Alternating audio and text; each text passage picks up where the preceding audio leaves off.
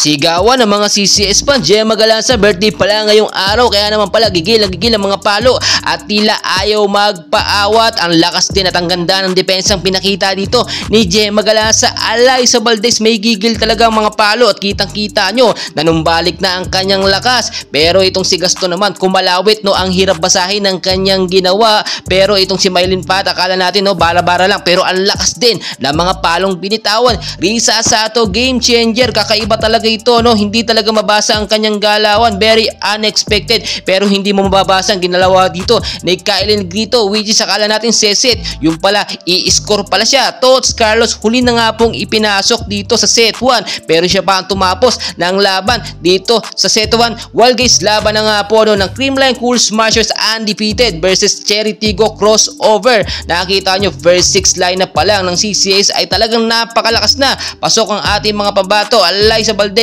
Negrito, Risa Sato, Pangs Panaga, Michelle Gumabaw at Gemma Galanza na may birthday ngayong araw. Set 1, nakuha po agad ng CCS ang first points at sinundan naman yan ng sunod-sunod na error din nito nga pong Cherry Tigo crossover. So nakita natin dikitan po ang score dito sa set 1. So far so good, napakaganda na pinapakita ng dalawang team na ito.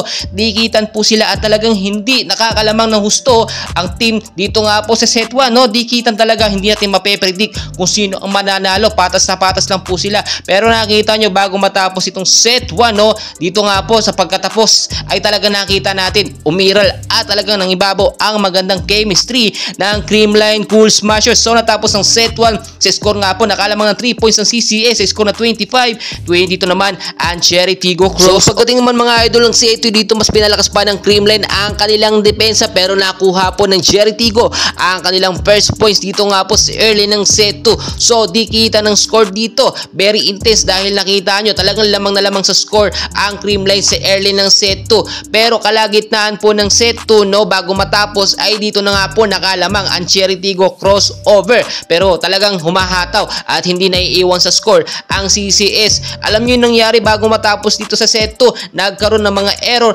mga challenge at talaga nakuha yun ng Cherry Tigo crossover. So di kita at very intense talaga nagsisigawan ng mga fans, pero nakuha po ng Cherry Tigo crossover ang pagkapanalo dito nga po sa set 2 sa score nga po na 24 ang CCS, 26 naman ang Cherry Tigo crossover. So pagdating naman mga idol ng set 3 dito pa, mas naging very intense na naging laban. Nakita nyo first points nakuha ng Cherry Tigo crossover, pero hindi nawala ang momentum dito ng Creamline. Nagtuloy-tuloy ang magandang puntos nila, no, after nilang makagawa ng maayos na hampas at mga palo. Nagkaroon din po ng rotasyon ng mga player nila, which is ito Carlos nga po binabad na dito sa set 3 dahil kinakailangan na ang malakas na hampasan ni Tots Carlos. So kalagitnaan po ng set 3 ay dikitan lang ang score. Hindi nyo po mape-predict talaga kung sino ang mananalo dahil napakahirap basahin.